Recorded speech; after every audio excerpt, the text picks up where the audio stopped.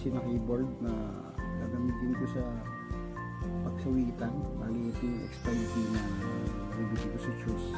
Sa akin yung nila pinagawa, kaya gusto ko lang nagkawa ng video. Ito siya, babakasin ko rin guys. Ito, babakas ako sa likod. Bali ayan siya, no?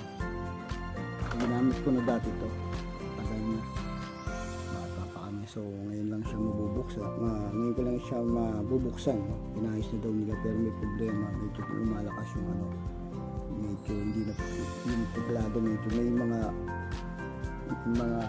hindi na accurate yung ano, yung touch, yung mga hindi na maganda response. So nilinisin ko lang ito guys, kasi gumagana naman siya ng gamit. Guys, natanggal ko na yung mga tublado, no? Tanggalin ko na siya dahil lilinisin ko na yung ano, yung rubber saka yung contact niya. Okay guys,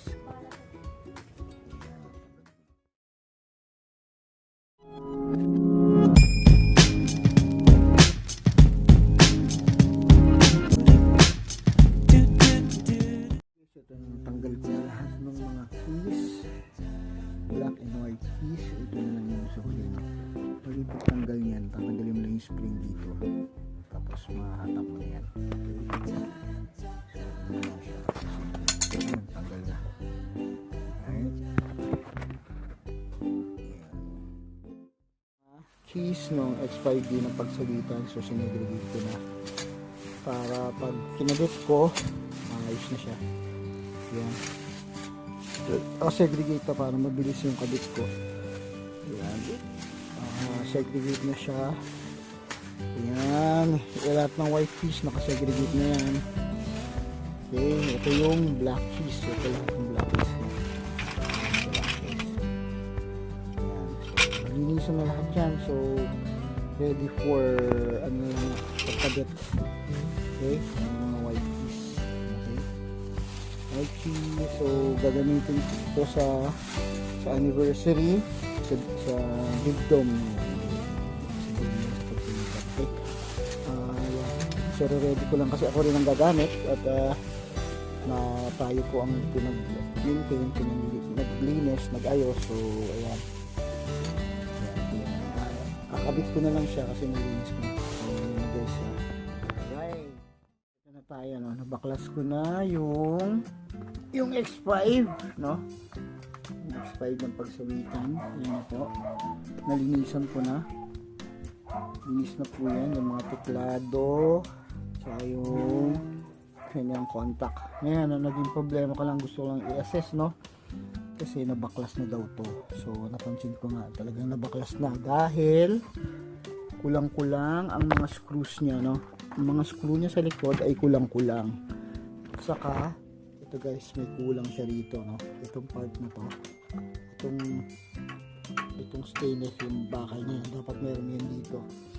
So yung mga napansin ko, kulang screw na original. So wala akong hindi ko muna magagawa ng paraan to. Kailangan ko na ikabit siya as soon as possible dahil gagamitin niya sa event this coming Sunday. So magdadryeran na ako ng kanyang patunog. Pag okay na yung tunog nito, so pack na. So pagbalik ko nito sa church, pagbalik ko sa kanila, i-advise ko na lang sila na bila ng screw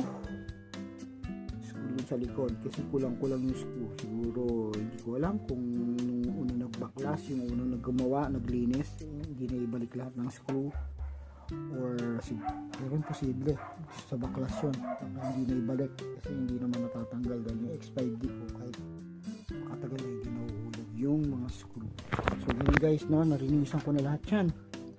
Yan, yung mga contact kasi ang X5D, lahat ng keyboard naman yung nagiging problema yung contact. Yun ang basic nagiging problem ng mga keyboard. Kaya minsan nawawala yung touch response, iba yung tunog, minsan nawawala ng tunog yung mga keys. So kailangan minsan ng keyboard, no? So nagkataon lang na natuto tayo, kaya tinutulungan natin choose na. Guys, ang history nga pala ng X5D na to ay ito yung keyboard na pagsawitan nung team nung isa to sa mga ginagamit namin nung sa church para nung nandun. So ito yung mga gamit ng church na matagal na. So kaya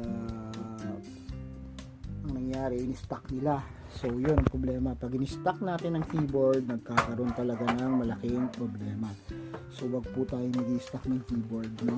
Kung i-stock man, mas maganda i-plastic tapos i-store sa lugar na medyo mahangin, hindi yung walang para medyo naiiwasan yung alikabok. Kasi ang kalaban ng electronics ay alikabok, kaya nga nilalagay sa case. Okay, so ito na. Ang sunod na video nito ay dryer na ng patunog niya kung okay na lahat ng kanyang case. Okay guys.